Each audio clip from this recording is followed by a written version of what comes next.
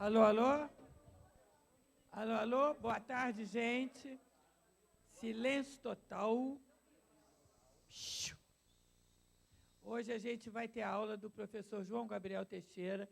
João Gabriel, ele é professor de Brasília, da Universidade de Brasília, e ele coordena um curso, um laboratório muito interessante sobre estudos da performance.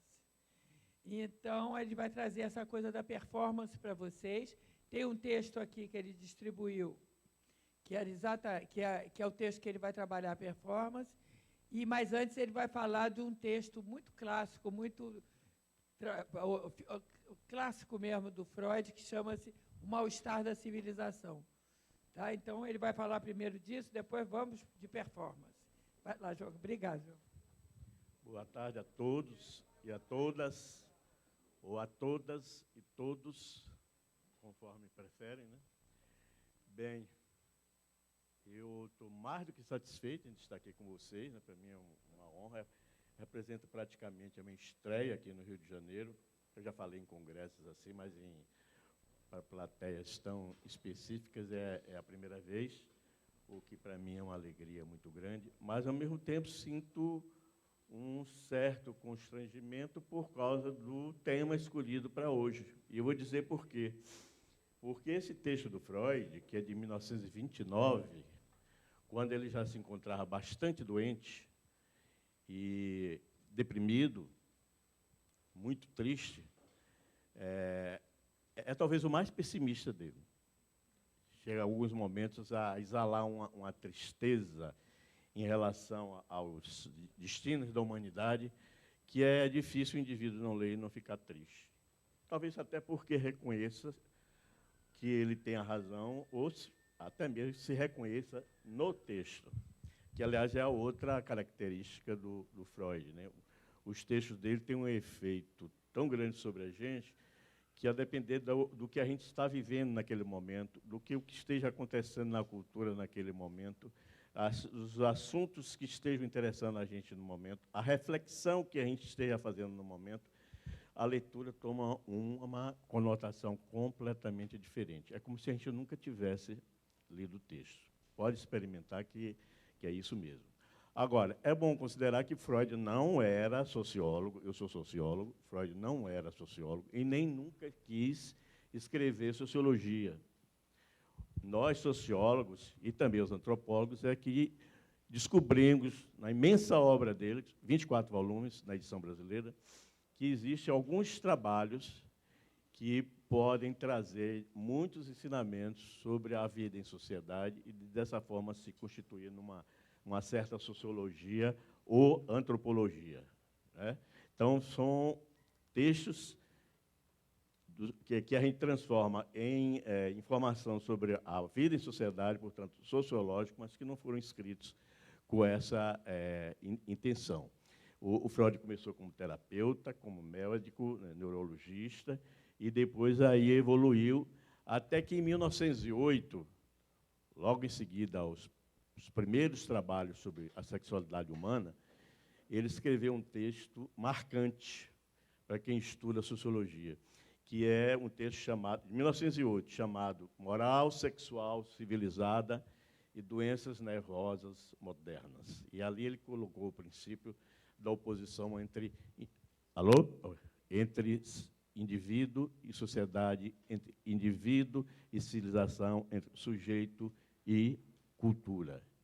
E que a enormidade de neuroses e doenças psíquicas que ele observava na vida afora, e principalmente no consultório dele, era devido principalmente a um processo milenar de repressão da sexualidade, vista sempre como coisa suja, como pecado, e algo que deveria ser exercido simplesmente para benefício da procriação. Crescei e multiplicai-vos, isso que diz a Bíblia. E, por isso, a sexualidade humana seria ser para procriar, né?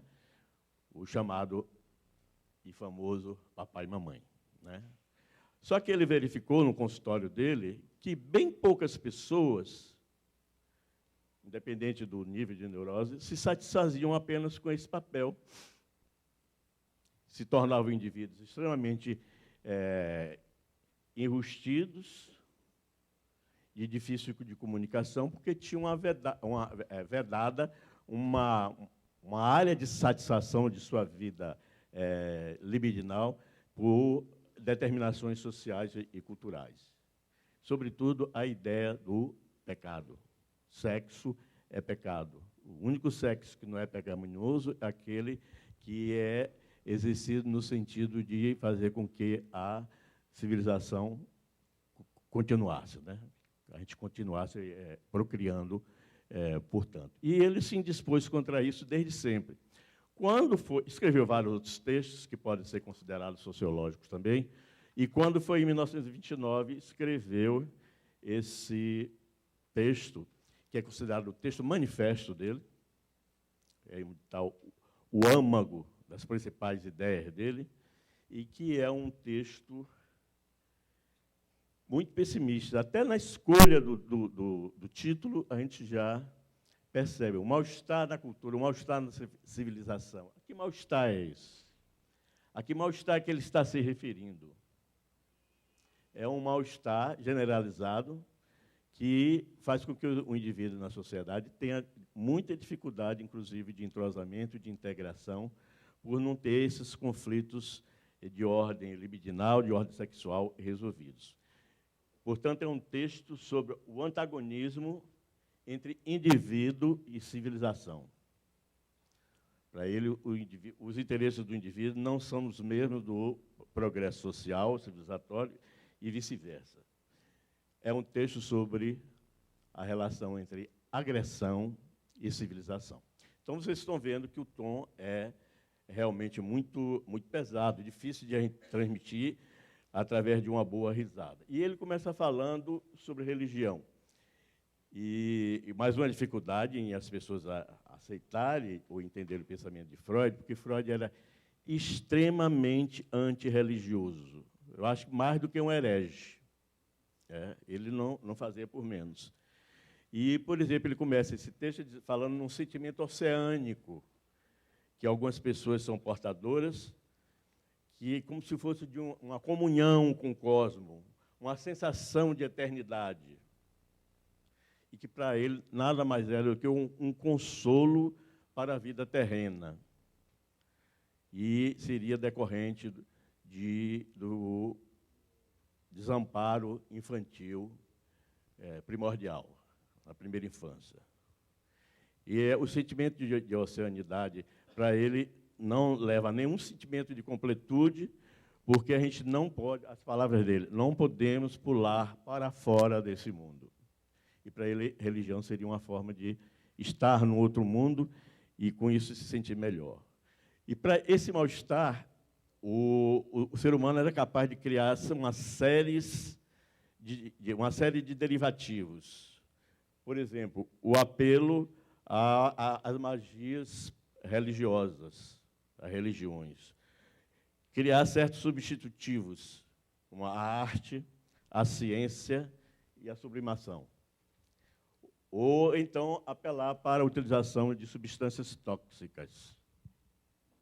Ou seja, resolver a sua infelicidade através de uma fuga da realidade.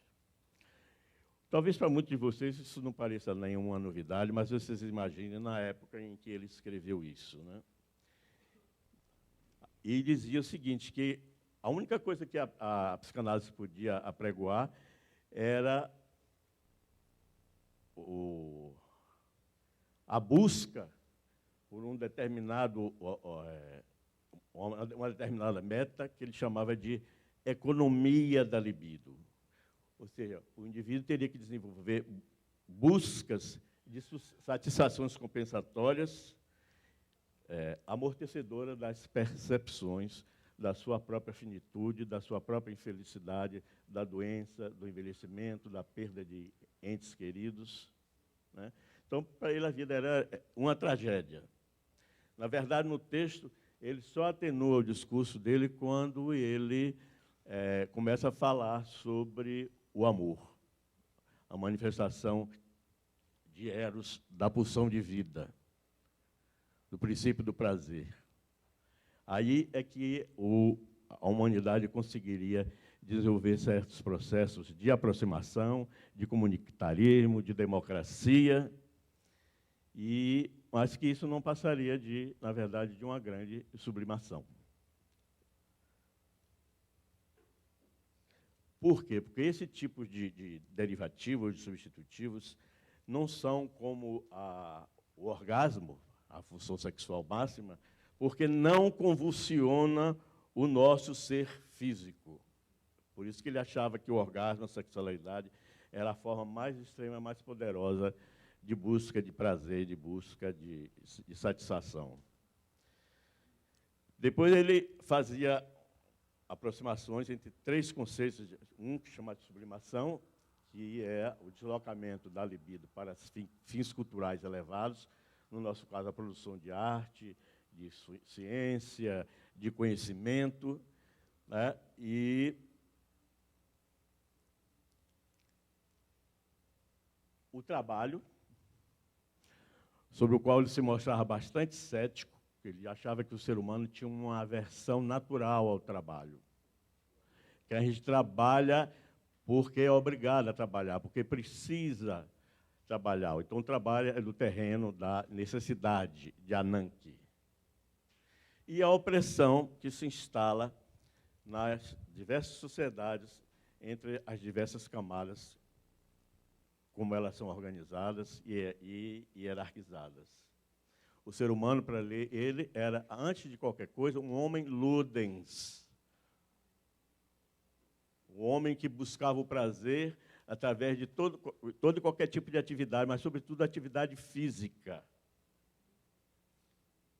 E colocava que, se a gente fosse observar mais cuidadosamente, que existiam três fontes principais para o sofrimento humano.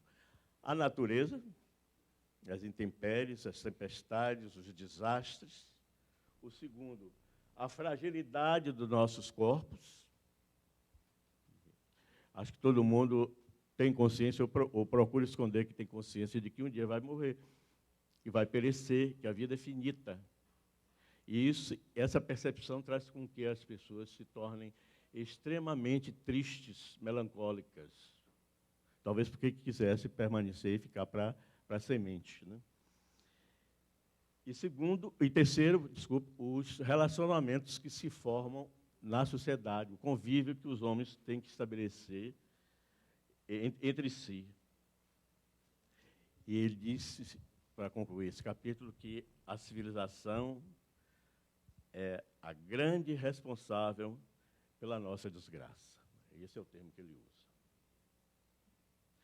Aí começa a falar em uma série de ilusões, das quais eu destaquei o progresso técnico, que está no auge no momento, mas já em 1929 ele dizia que, na verdade, as diversas formas de progresso técnico que estavam facilitando a vida humana funcionavam, do ponto de vista da libido, como um prazer barato. Uma expressão bastante forte, né? E hoje em dia já existe, inclusive, uma literatura bastante vasta. O último livro do Vargas Llosa, ele fala nisso com bastante detalhe, sobre a decepção que as pessoas que buscam no uso desses jogos, dessas maquininhas, desses implementos, desses programas, algum tipo de satisfação, e com isso vão, inclusive, criando situações em que o afastamento físico entre as pessoas é bastante acentuado. Aí ele pergunta, mas por que isso acontece? Porque, no fundo, o homem possui um outro tipo de desejo, que é o desejo de tornar-se um Deus, de querer ser Deus, ou então de querer possuir um Deus de prótese. E que essas maquininhas, esses implementos tecnológicos que inventam, na verdade, são próteses que o homem cria para poder reduzir a sua fragilidade. Agora, ele assentava, falando de uma forma mais positiva, sobre o poder da comunidade de mitigar, de reduzir os conflitos interpessoais, mas que, mesmo assim, persistia uma situação insolúvel, que era do eterno conflito entre a liberdade individual e o bem-estar coletivo. Muitas vezes, aderir a um processo de bem-estar coletivo significa sacrificar-se. E bem poucas pessoas, na verdade, têm esse tipo de fundamento. E, para que a civilização fosse possível, tivesse continuidade, que haveria a necessidade de funcionamento de um fundamento duplo dessa vida comunitária. Primeiro, a compulsão para o trabalho. Quer dizer, as pessoas exercessem essa compulsão para o trabalho, essa busca pelo trabalho, sem questionar, afinal de contas, que benefícios que estavam usufruindo disso, que prazer que estavam usufruindo disso. Simplesmente alguma coisa que se fazia sem se pensar, como uma compulsão. Aliás, já estava lá na Bíblia, né? Comerás o pão com o suor do teu rosto, como se fosse uma condenação mesmo. E segundo, para aliviar a todos, o poder do amor, o poder de Eros. Então, a civilização poderia ser resumida como um eterno conflito entre Eros e Ananke, entre Eros e necessidade. Mais tarde, quando ele fala das pulsões de morte, ele diz que se forma um outro tipo de conflito, que é o conflito entre Eros, a pulsão de vida, a pulsão de amor, e Thanatos, que é a palavra grega para morte. E que a vida, na verdade, se resume a um eterno conflito entre essas duas grandes forças. E nesse eterno conflito, geralmente, quem ganhava era Thanatos. Afinal de contas, quando acaba, é tudo com terra por cima e na horizontal. Não tem solução.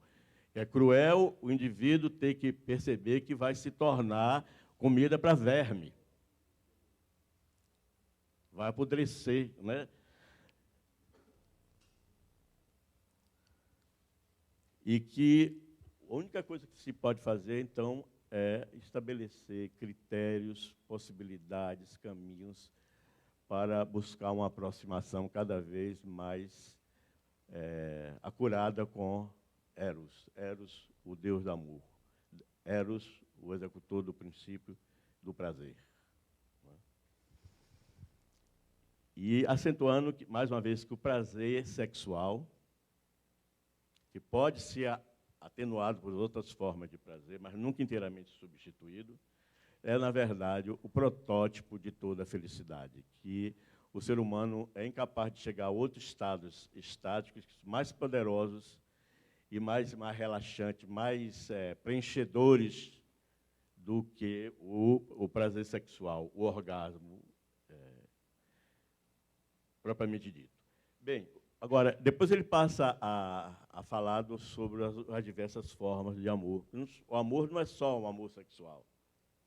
Então, ele falar sobre o amor inibido de sua finalidade.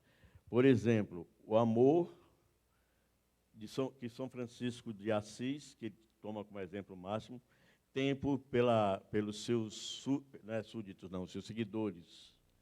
O espírito de sacrifício o espírito de sacrifício em favor dos pobres, em favor dos humildes.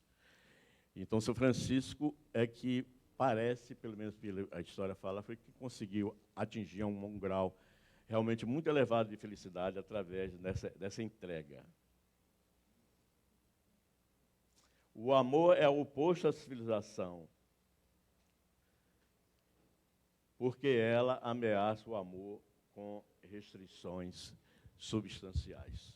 E mostra diversos exemplos em que todas as vezes que o homem encontra uma saída para reduzir a sua infelicidade e se dedicar de alguma forma à sua economia libidinal, que a sociedade estabelece logo normas, leis, regulamentos, costumes, restringidores dessa forma específica de felicidade.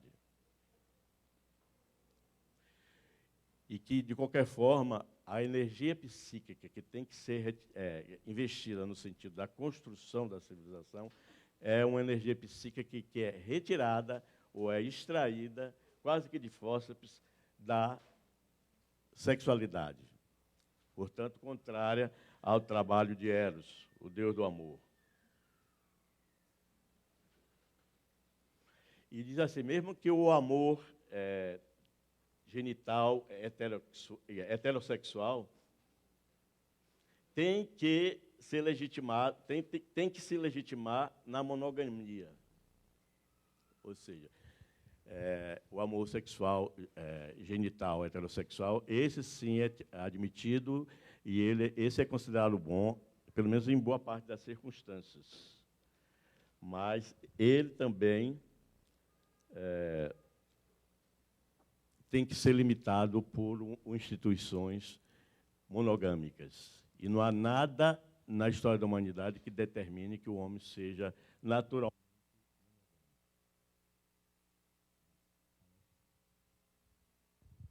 Alô? Parece que é exatamente o contrário, né? Mas que é uma condição inefável, da qual não se pode escapar. Então, a humanidade avança, a civilização progride, extraindo essa quantidade de energia psíquica da sexualidade das pessoas. Tem um outro assunto sobre o qual ele fala, que não sei se vai caber aqui no momento, mas que é bom mencionar, é que ele coloca de um pé de página enorme que, na verdade, o que ele conseguia enxergar era uma disposição bissexual inequívoca do ser humano. Diz que todo ser humano nasce com esse dispositivo, por experiência de vida, por injunções culturais. Cada pessoa desenvolve a sua sexualidade, se orienta para um determinado campo. O que não quer dizer que, em determinado momento, essas duas tendências possam se juntar ou até se multiplicar. E que a sexualidade humana, ele não diz nesse texto, mas diz no texto sobre a sexualidade infantil, ela tem uma característica muito especial. Ela é perversa e é polimorfa. É perversa no sentido, como eu falei, de que, na verdade, muitos poucos seres humanos se satisfazem apenas com o acasalamento, com o coito. O ser humano, aliás, o que ele falava é que os jogos iniciáticos, os jogos preliminares, eram muito mais importantes e muito mais alongados do que o próprio coito em si. Né? Quer dizer, pouca gente se satisfazia com tão pouco. Né? E, segundo, é que ele dizia que o ser humano é dotado de práticas sexuais muito perversas, para usar o termo da época. Né? Por exemplo, que as relações sexuais anais, orais, e todo tipo de variante que se possa estabelecer por aí, era uma constante na clínica dele. E quando ele percebia que algum paciente estava querendo, de alguma forma, negar que tinha praticado algum ato que gerou aquela sensação de pecado, e daí o sentimento de culpa que vem depois, ele fazia dava um jeito de extrair essa declaração, a fórceps quase. E, normalmente, quando o paciente começava a resmungar, ou então falar para dentro, para não poder não dizer aquilo que estava precisando dizer, aí ele perguntava como, aí o paciente aumentava um pouquinho a voz, e dizia, mas não entendi ainda, o que é que a senhora quer dizer? Sei o que.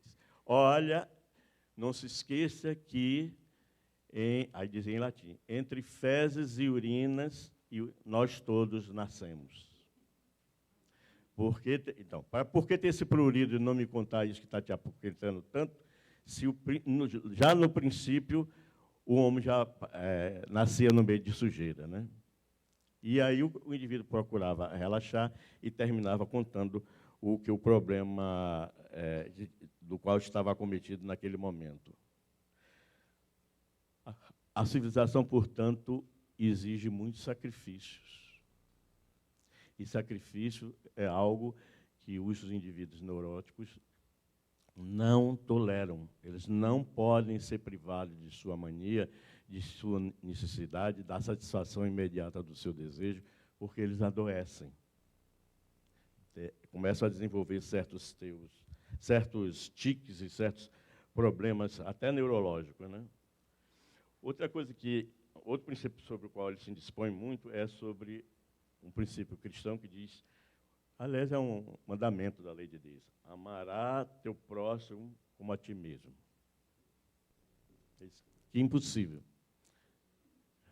Que essa inflação de amor é, no mínimo, desconfiável, porque, no fundo, está desvalorizando a própria essência do amor. O amor não pode ser indiscriminado.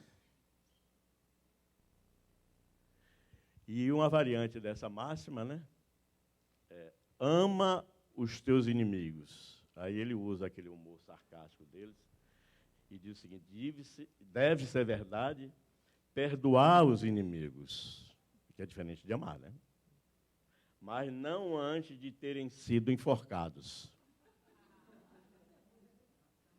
Gente, isso dá a dimensão de como é que ele se referia, se colocava diante do ser humano, né? Ele, numa das entrevistas que deu no final da vida, ele disse que gostava muito mais da companhia dos cachorros dele e das rosas do jardim dele do que do convívio com outros seres humanos. Isso, para princípio de conversa, esse negócio de que o homem é bonzinho, um feixe de sentimentos positivos, isso não é verdade. Isso é uma ilusão. Aí usa aquela famosa frase do Hobbes em latim que diz homo lupus omni. O homem é o lobo do homem. E cita, para ilustrar essa colocação, a síndrome do sadomasoquismo. Quantos de nós, quantos seres humanos se utilizam das formas de sadismo as mais variadas para infringir sofrimento aos outros e, com isso, obter uma parcela de gozo? Do lado oposto, o masoquismo, né?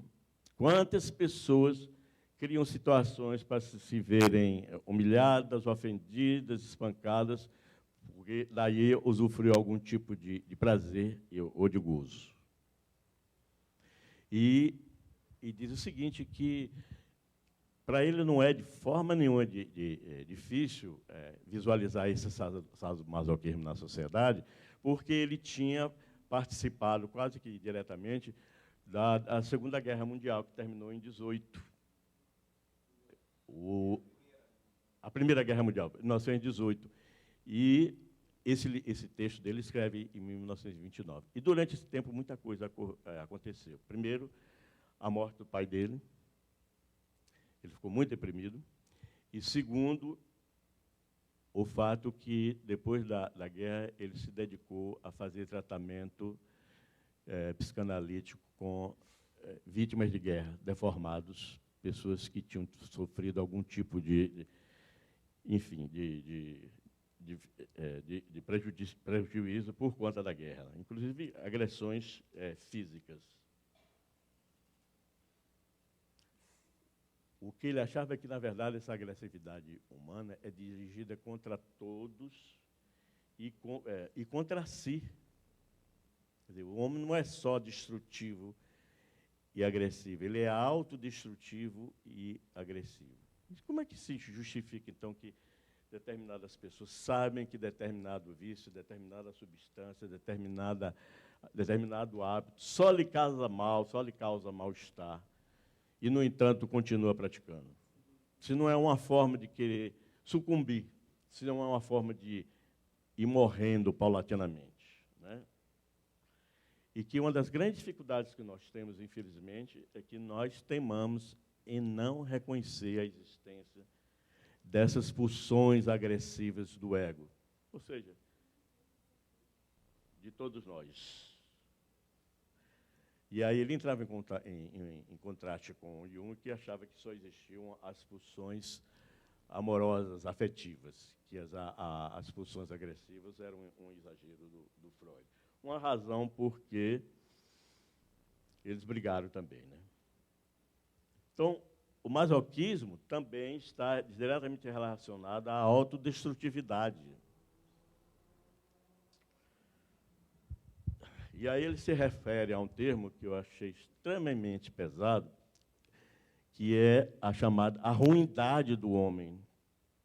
Ele, antes de qualquer coisa, ele acha que o ser humano ele é ruim, por formação. Ele melhora, se torna tolerável ou tolerante, porque passa por um processo educacional muito grande, muito longo, né?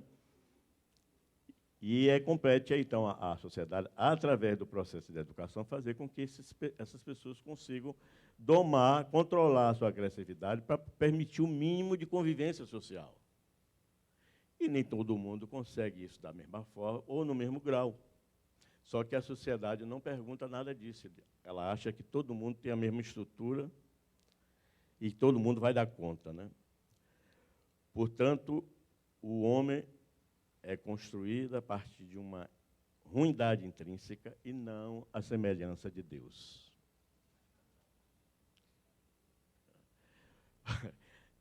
É muito triste. Agora, quem vê os noticiários toda noite na televisão, a violência que campeia por aí, as guerras, as matanças, os homicídios, as carnificinas, pode ter alguma dúvida sobre isso? É porque guerreiam tanto, se matam tanto porque acham bonito isso, ou porque estão atrás exclusivamente de interesses muito pessoais? Não necessariamente. Muitas vezes é porque quer dar vazão a essa pulsão de destruição. Então, a vida, a partir desse ensinamento, se torna numa batalha de gigantes, entre Eros e Thânatos. O capítulo seguinte é sobre o papel do sentimento de culpa. Bem, aqui tem que se fazer um parênteses enorme, pelo seguinte, na minha experiência de psicanalizado e de convívio com psicanalistas, é uma das questões que o psicanalista tem mais dificuldade de colocar para um paciente, quando após narrar algum fato que tenha entristecido a pessoa, né? Aí o analista faz a observação. Você, então, está com sentimento de culpa? Então, isso é recebido como se fosse um assinte, um desaforo. Mas que culpa? Culpa de quê? Qual foi o ato maléfico que eu pratiquei? Vocês talvez não tenham praticado um ato maléfico, mas não pensou em praticar, não? Então, para ele, ou para a psicanálise, não fazia diferença nenhuma se o ato maléfico tivesse sido praticado ou se tivesse simplesmente sido pensado, porque o sentimento de culpa resultante é quase que o mesmo, né?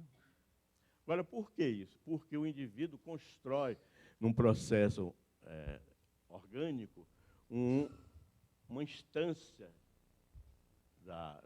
do funcionamento do cérebro que ele chamou de superego. Tem uma parcela desse superego que é uma parcela proveniente da sociedade, da vida e cultura. Quer dizer, todos os ensinamentos, todas as normas, todas as leis, todas as proibições que nós somos obrigados a aceitar, entender e praticar. Mas tem outra parte desse superego que é resultado de uma atividade interna do ser humano.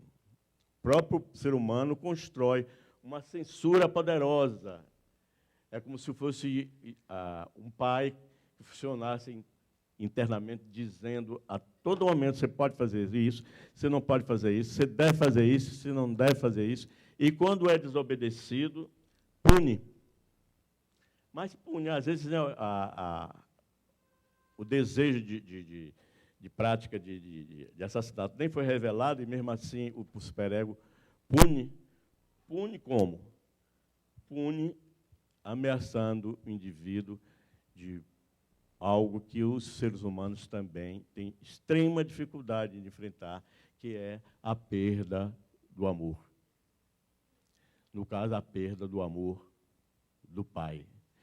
E interessante a respeito disso, que mais tarde ele vai falar que uma das saídas seria a busca do amor individualizado, dos casais românticos, apaixonados. Mas até isso traz dificuldade para o ser humano, porque eles julgam que isso vai ser eterno, e quando acontece o desenlace, não existe nada que faça com que o ser humano sofra mais do que a perda do seu objeto de amor. Tem gente que vai parar até no hospício, né? Que não aguenta mesmo esse sentimento. E que isso é originário do complexo de Édipo, que está numa fase primitiva da vida do sujeito, quando ele, pela primeira vez, se viu abandonado, porque teve que se afastar do pai e se afastar da mãe também. E fala o seguinte, que as pessoas que mais levam a vida calcada em princípios de santidade são os que, na verdade, são portadores de um grau de pecaminosidade incontrolável. É como o próprio Nelson Rodrigues dizia, né? Quanto mais santo, mais tarado, né? Outro aspecto aqui que eu acho que daria panos para mangas é a questão da crença no destino.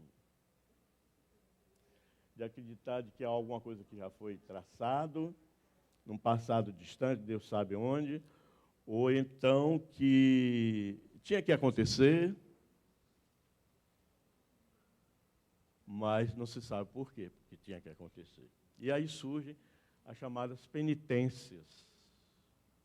O indivíduo passa a vida inteira pagando penitência pelos crimes cometidos, pelos crimes não cometidos, e porque algo parecia que estava escrito no destino não foi cumprido. A vida se transforma num martírio.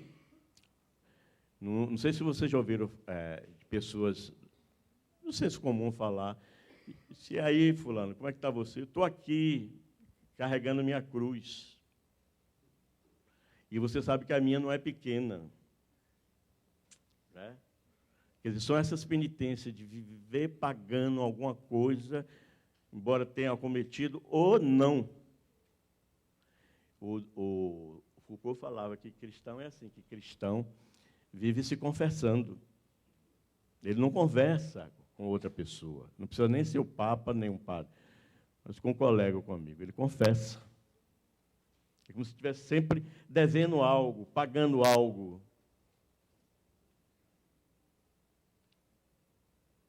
Deixa eu ver. Outro aspecto também que é muito difícil de a gente explicar, e eu sei porque lá na sociologia, então, que o pessoal é muito mais desconfiado, talvez até do que vocês, e se causavam um quebra-pau, é a história do complexo de Édipo. Porque ninguém, em sã consciência, vai admitir que, em algum momento da vida, a gente tenha sentido um tipo de atração muito especial pela nossa genitora e um ódio muito especial pelo pai, porque isso seria inexplicável. Afinal de contas, a mãe nos dá amor, o pai nos dá proteção. Deveriam ser amados para sempre. Aí ele diz, mas acontece que a sociedade nasceu a partir do momento em que Édipo, ou um edipiano, praticou o incesto, ou desejou praticar o incesto. Por isso que o incesto tem que ser proibido a todo custo, que é o desejo mais forte, mais inaudito, mais incontrolável que o ser humano pode ter. Quer dizer, o crime mais hediondo que uma criatura humana pode cometer é realizar o incesto, né? É o maior pecado, quer dizer, o maior crime que pode existir. E esse negócio de dizer que porque eu odeio meu pai, porque tomou a minha mãe de mim, por isso que eu quero matá-lo, aí ele conta uma história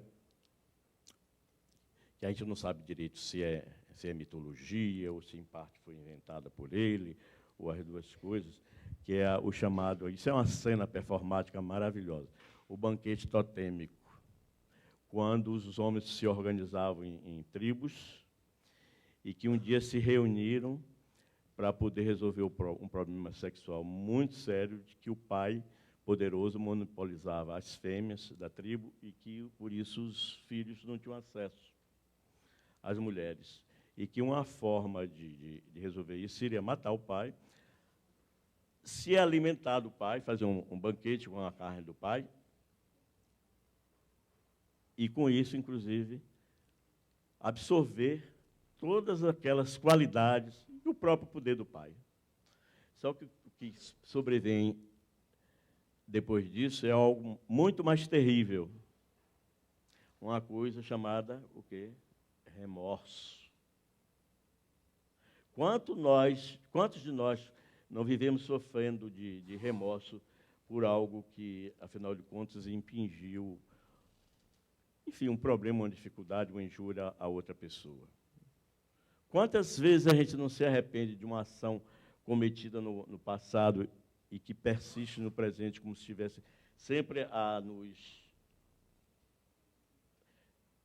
nos perseguir? Bem, agora, ele distingue dois estratos do sentimento de culpa.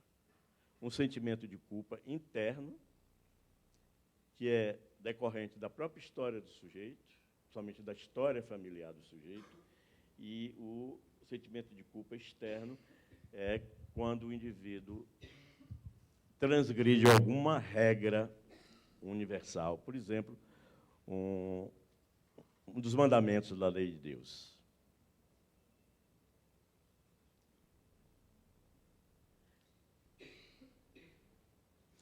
E que, na verdade, o ser humano também é portador de um outro tipo de dispositivo, que não é esse dispositivo egoísta, que é o dispositivo altruísta, de querer fazer o bem, de não prejudicar os outros, não levar vantagem em tudo que faz, não passar por cima dos outros, não furar fila, e por aí vai, né? Não estacionar em fila dupla. Tá. E ele também, o ser humano também é portador dessa qualidade. Agora, as imposições societárias são tão fortes que, em vez de continuarem a professar esse tipo de sentimento altruísta, os indivíduos resolvem, ou decidem, ou escolhem a se tornarem neuróticos, que se caracterizam principalmente por uma dificuldade muito grande de se entregar, de se integrar na sociedade, de socializar, de confraternizar, de viver em grupo, de fazer concessões, e todas essas imposições da vida em sociedade. E, por fim, ele diz o seguinte, que a psicanálise não é uma ilusão, porque, afinal de contas, ela não promete nem sequer uma cura.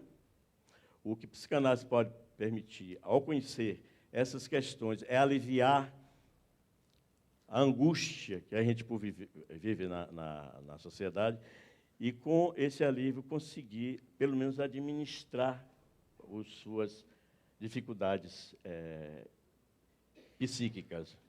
Quer dizer, um certo alívio. Não há cura. E termina que Eros, o eterno Eros, um dos poderes celestes, ganha a força suficiente. Mas quem garante o resultado? Se, no final de contas, Thanatos é que ganha. Olha, eu acho bastante entristecedor, e, como eu falei, ele estava numa fase bastante difícil, na época que ele escreveu isso. Depois até ele se tornou até mais pessimista, né? A doença foi avançando também, ele foi obrigado a emigrar para Londres, depois veio o nazismo, 3 irmãs, aí ele conseguiu fugir para Londres, mas as 3 irmãs dele terminaram morrendo em campo de concentração.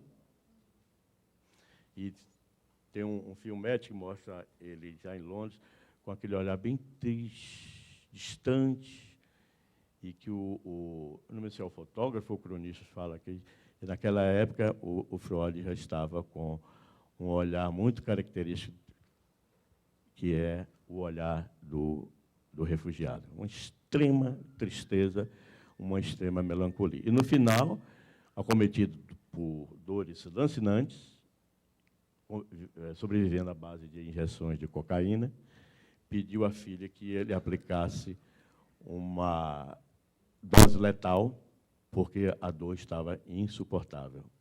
Mas, pelo menos, conseguiu morrer em paz. Pessoalmente, o que é que eu acho? Olha, esse texto chegou a mim bem antes até de eu me enveredar pelo freudismo, né?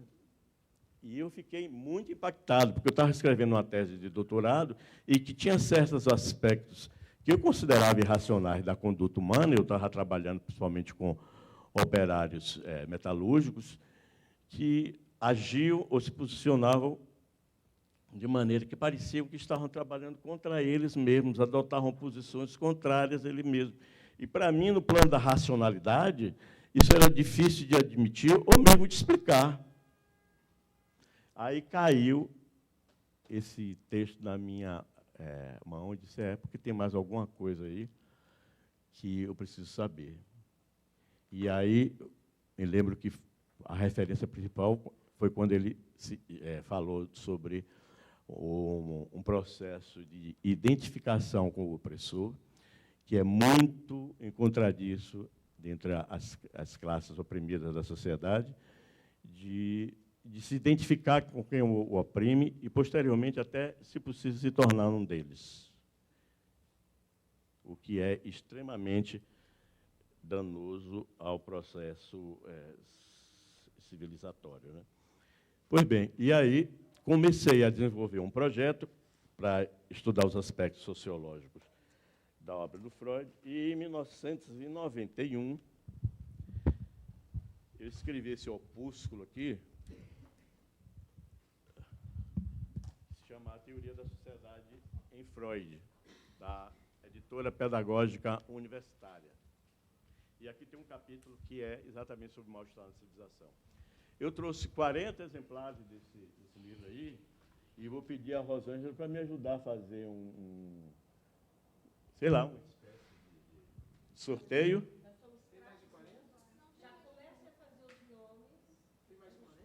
Tem 40. Deve ter mais de 40. Tá? Olha, objetivamente, seria melhor que aquelas pessoas que já estão mordidas pela psicanálise, e que vieram para cá interessadas em psicanálise, e que gostariam de continuar, pegassem os livros, né? Porque, para muita gente, isso não significa nada. É a doidura de um médico vienense do século passado. Isso tem nada a ver com... Né? Pois é a loucura de um médico. Você já abriu para as perguntas, porque já tem outro acontecimento aqui. Tá bom. Esse espaço para você hoje. Tá bom. Eu já falei 1 hora? Já? Então, desculpe. Eu falo demais. Para vocês, agora perguntem, tá?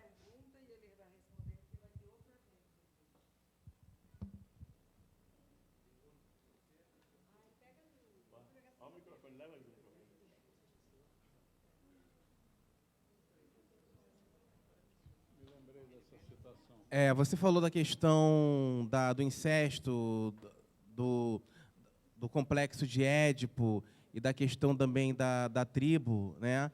A origem grega ela também é ligada ao incesto.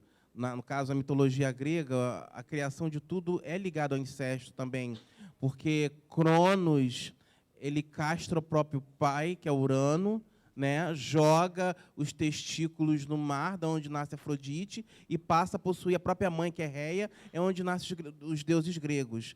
Então, será que o Freud não estaria buscando tudo muito na cultura grega? Da sua... Quase sempre, né? Ele usava não só os exemplos da cultura grega, como também do teatro universal, principalmente Shakespeare.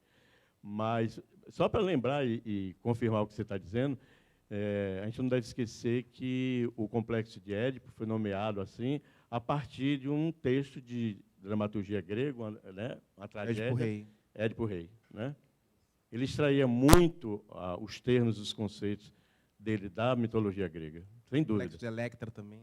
Também.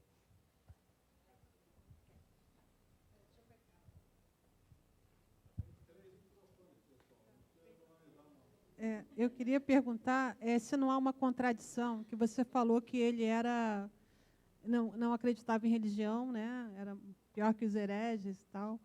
Como é que ele usa como uma das maiores referências dele o São Francisco? Ele não usa como uma das maiores referências. É o exemplo que ele acha, um exemplo de vida, que parece que chegou mais próximo de encontrar a satisfação, o prazer nesse amor ao próximo, foi o São Francisco. Mas ele crê em sem santo? ter uma certa dose de ironia, porque ele também não acreditava nisso. Pois né? tem uma ironia aí. Se ele não crê em santo, como é que São Francisco... Talvez.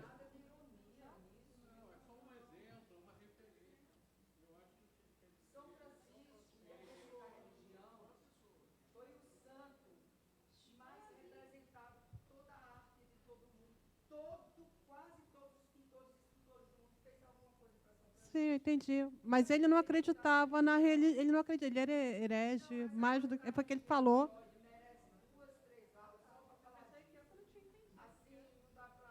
Não, é extremamente complexo. Eu já fui muito adepto dessas teorias, hoje eu digo menos. Né? Professor, Diga. o senhor falou da ruindade humana, falou aí de algumas coisas que contradizem até textos bíblicos, e não que eu vá por essa parte, mas é o que a sociedade basicamente acredita, na questão da bondade. A gente trabalha pela bondade. Então, a gente está dentro de uma forma que a sociedade acaba informando a gente, acaba modelando a gente enquanto ser humano. É verdade? E tem a psicologia, a antropologia, tem a sociologia, que é a sua área. Tirando essa forma social, o que seria o homem? Boa pergunta. Quando os meus alunos vinham com esse tipo de questionamento, eu perguntava para eles: vocês já viram aquele filme? Passava com muita frequência na televisão sobre a invenção do fogo. Como era que viviam os homens e as mulheres na horda primitiva? A violência que era praticada, principalmente contra as mulheres. Os estupros, os assassinatos. Quer dizer, está tudo muito num momento, ou numa era muito primeva, muito antiga, que se perde nos tempos imemoriais.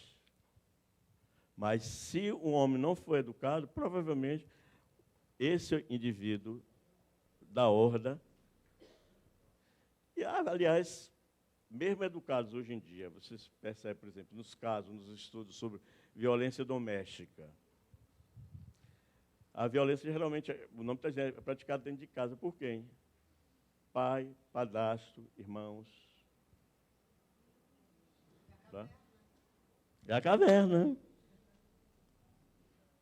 Quer dizer, no fundo, termina nos remetendo de novo ao incesto. Por que o incesto é tão perigoso? Para não usar um termo mais forte. Quem ousa praticar o incesto sem saber que vai, mais tarde, ser pelo menos chamado de louco varrido? Então, tem que ser proibido. Então, fica parecendo que a gente é contra a repressão ou contra a sociedade e que o homem vai ser infeliz e que depois que se liberar tudo é que vai voltar ao estado de felicidade. Não é bem isso, não. Porque se a repressão, o controle, a educação, a disciplina for deixada de lado, aí vai ser um Deus nos acuda. Termina sendo variante do amor, né? Educar. Eu acho que Educar é amar, né? Eu acho que eu não fui assim, bem claro. Por exemplo, vamos botar assim pela questão da justiça.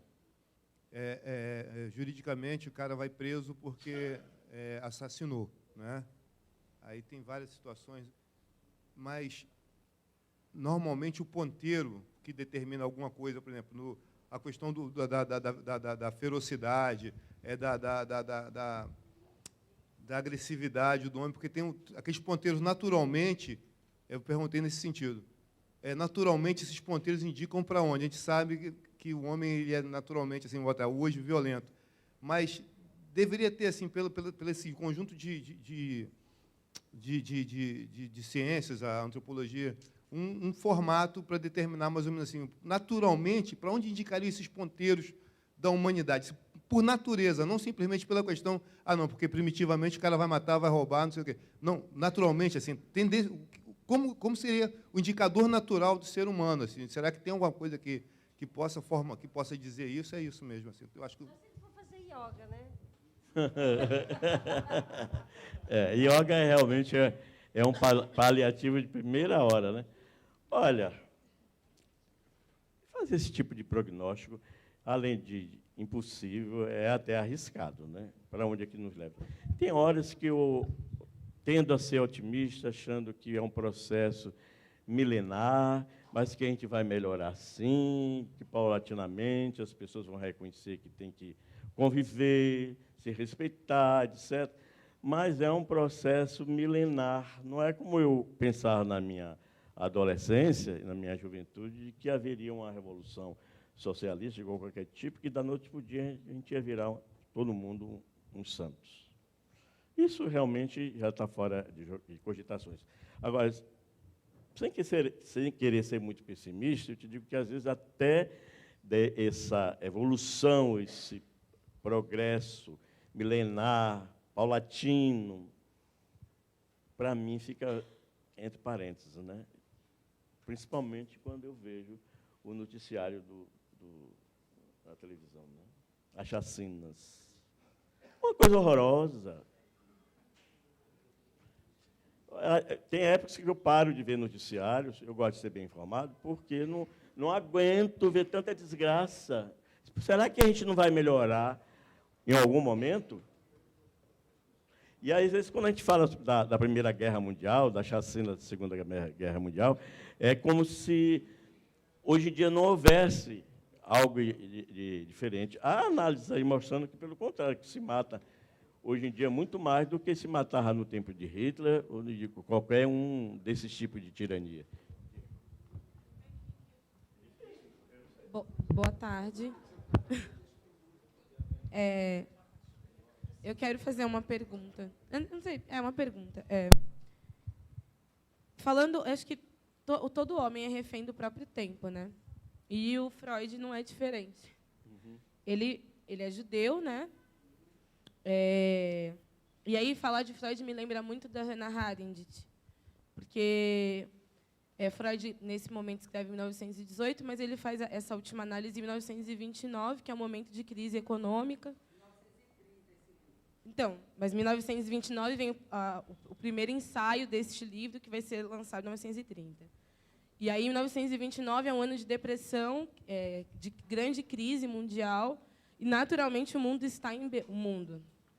parte do mundo está embebido numa guerra bélica e numa sensação de depressão mesmo, né? De instabilidade psicológica, financeira, econômica, enfim. E aí eu acho que natural um livro refletir as emoções humanas do contexto da época. Afinal de contas, ele era humano. Exatamente, né? Que às vezes a gente não toca essas pessoas, não as enxergam como produtores também, tal como a gente.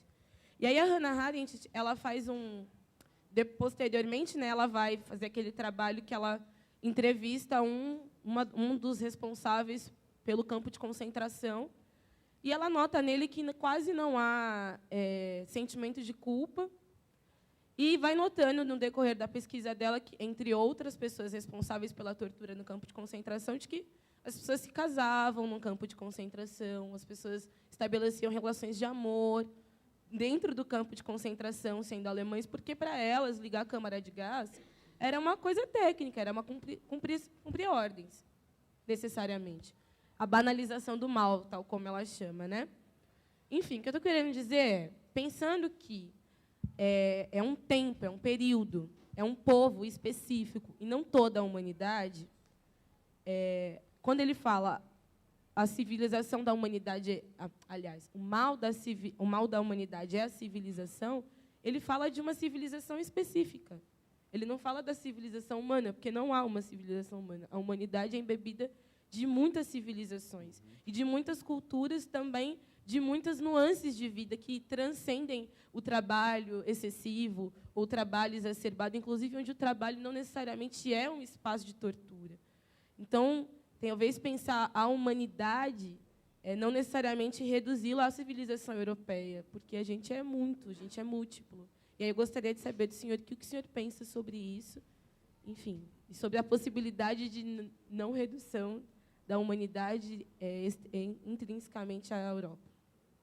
Olha, naturalmente, a gente não está falando de Deus aqui, a gente está falando de um médico alemão chamado Sigmund Freud, que existiram lacunas na obra dele, que até hoje ainda se preenche, existiram equívocos, que até hoje se corrigem, e existem determinados aspectos importantíssimos sobre os quais você falou, que são verdadeiros, que faltam.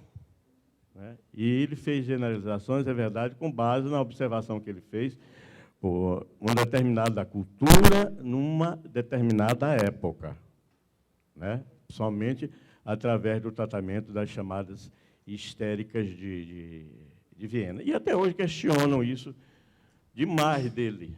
Né? Agora, acontece que ele não...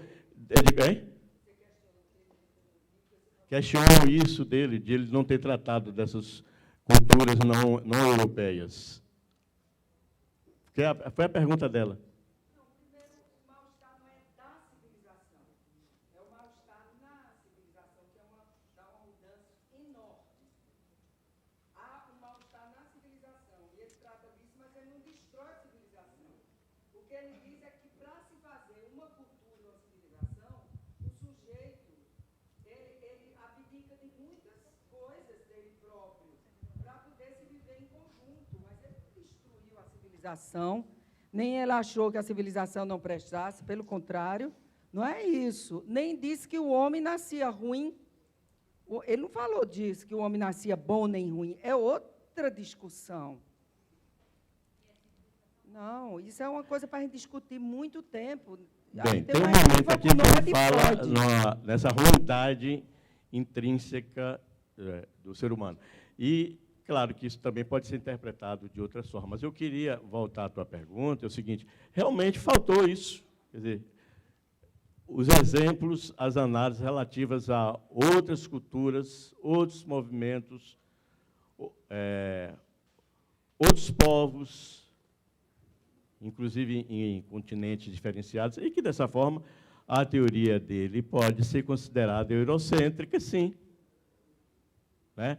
E o que é que acontece com isso? Acontece que, hoje em dia, tendo conhecimento da teoria que ele desenvolveu a respeito da civilização ocidental europeia, tentar entender o que é que acontece nessas sociedades, nessas culturas que ainda não haviam sido estudadas. Quer dizer, não é motivo para poder, como é que se diz, desconsiderar o trabalho dele. O que a gente tem que fazer é acrescentar, completar e questionar no que for preciso, inclusive a questão do eurocentrismo.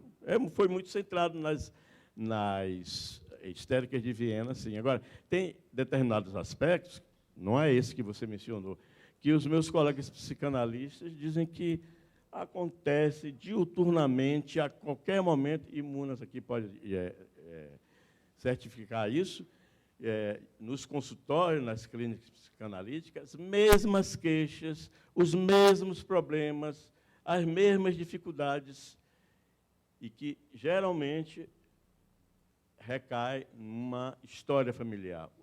Posso falar uma questão? Eu até estava pensando sobre isso, porque se é tão restrito a essa cultura europeia, essa civilização europeia, como que a psicanálise se estendeu pelo mundo, né? E é tratada em todas as civilizações, digamos assim, né? A psicanálise acontece a partir de uma teoria que não pode ser considerada, então, tão restrita. Estou perguntando, não posso afirmar porque claro, não tenho olha, conhecimento. existe muita lenda a respeito desse desenvolvimento da psicanálise. E uma das principais é que, quando ele chegou com o seu grupo nos Estados Unidos, em 1910, que recebeu um título de doutor honoris causa da Clark University, que ele, dizem uns, ou Jung, dizem outros, teria chegando dizendo para os americanos: senhores, eu vim lhes trazer a peste. Isso realmente, a psicanálise chegou lá, proliferou, se desenvolveu, mas também se reduziu, se banalizou, com diversos outros processos que ocorrem com variadas formas de conhecimento. As pessoas não usam a interpretação, que é muito variada, inclusive no decorrer do tempo. Mas foi onde mais a psicanálise se desenvolveu, nos Estados Unidos. Talvez porque lá houvesse uma concentração muito maior de neuróticos, né? É bem possível. Ela mais se desenvolveu foi na Argentina e no Brasil. Na América Latina, na América do Norte, não. E na França, na Europa, a partir de Lacan, onde ela houve um desenvolvimento muito maior, mas na América foi onde ela menos se desenvolveu. Olha, o que eu sei é que é na década de 20... Só se for uma psicologia chamada de psicanálise, mas a psicanálise freudiana e depois de Lacan, na América foi onde não floresceu. Deve ter pequenos pontos. Viu? Ela floresceu melhor na América Latina e no Brasil do que na própria América do Norte. Não, isso é verdade. Quer dizer, na verdade, a psicanálise, conforme a sociedade ou a cultura onde ela ia chegando, ela ia se transformando, ia se adaptando e criando essas diversas formas de terapias psicológicas. As terapias e a psicologia é uma coisa, a psicanálise é outra. Não estou dizendo que uma é boa nem outra é ruim, gente. Eu escolhi a psicanálise por um processo meu. Agora, a psicanálise não tem nada a ver com psicologia, é totalmente diferente. Se tem uma coisa diferente uma da outra, é psicanálise e psicologia. É como, nem sei, água do vinho, como a gente diz. Agora, isso aí cada um escolhe o que é melhor para si, o que né? Não estou fazendo juízo de valor, só estou dizendo que é diferente. Sim, mas eu estou me referindo a certas formas de psicoterapias que tiveram na psicologia, conforme foi apresentada por Freud nos idos de 1910, como pedra mestra. E depois se diversificaram, eu falei, até se banalizaram, se tornaram formas muito pouco sofisticadas de porque pouca gente sabe ler Freud, né? A gente conta nos dedos, porque a escrita dele é muito perfeita. É diferente de Lacan. Lacan falava como um poeta, e a escrita dele é difícil, aquela escrita difícil. Aí todo mundo diz, Lacan é difícil, porque é difícil de ler. E Freud parece que é fácil, porque é fácil de ler as frases, a gramática, a sintaxe. É tanto que ele tirou um prêmio de literatura, o prêmio Goethe de literatura, que ele recebeu em 1930 pelo conjunto da obra, como uma das obras mais bem escritas da língua alemã. Aí, quando você lê, parece fácil, porque é fácil de ler, mas os conceitos não são. Os conceitos são... Esse conceito de sublimação que ele tocou aí, você pode passar um ano estudando, que é um dos conceitos mais difíceis que tem, por exemplo. Né? Então, a obra é difícil de ler, para entender o conceito e a teoria, não para ler. Ler é uma delícia, ler.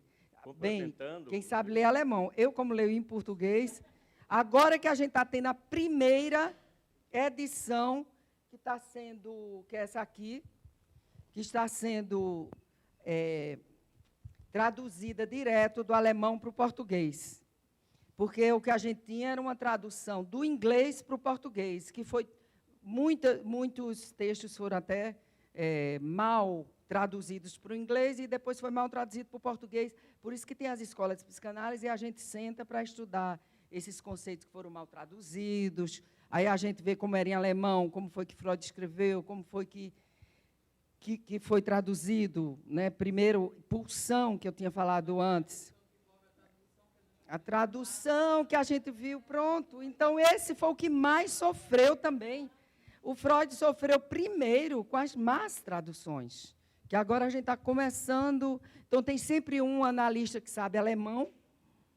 Aí, sempre você tem nas escolas alguém que nos auxilia nessas traduções. Né? E complementando o que o Mano está dizendo, que realmente é um autor fácil de ler, ele não é difícil de ler. Talvez seja difícil de entender, de refletir, de explicar. Que, na época que eu comecei a introduzir o Freud nas ciências sociais, um dos preconceitos que existiam de que ele era hermético, que ele era inatingível. E eu comecei a ler o Freud em inglês, eu não leio alemão, eu comecei a ler em inglês. E não tive dificuldade alguma. Os textos deles eram claríssimos. E que, às vezes, surgiam dificuldades, no caso do texto em português, devido à má tradução, que distorcia o texto. E outra coisa, esses conceitos que Freud foram desenvolvendo ao longo do tempo, eles eram muito moldáveis, muito resilientes. Ele sempre estava acrescentando coisas, fazendo revisões, fazendo adendos. De maneira que, por exemplo, um conceito básico sobre o qual não se tem muita certeza até hoje, do ponto de vista estritamente do Freud, é o conceito de narcisismo, que é talvez um dos conceitos que gere mais debate, mais dificuldade, porque as pessoas não conseguem, de fato, entender todas as nuances que ele utilizou para poder ilustrar, esclarecer o conceito de narcisismo, que vai desde a autoestima até o desejo de, como é que se diz? De atingir o outro, né?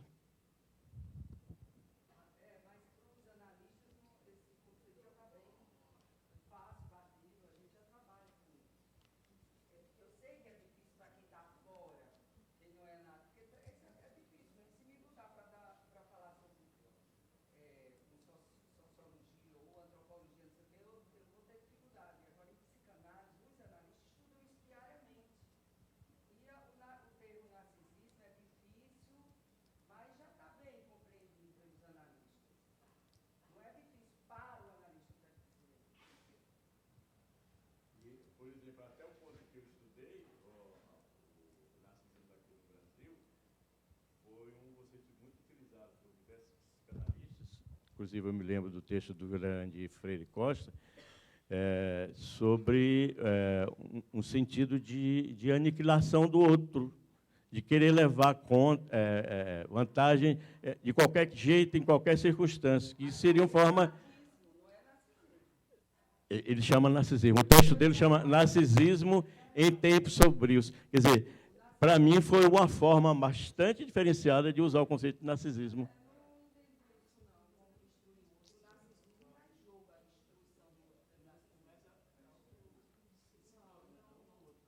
Mas a autoafirmação através da destruição do outro.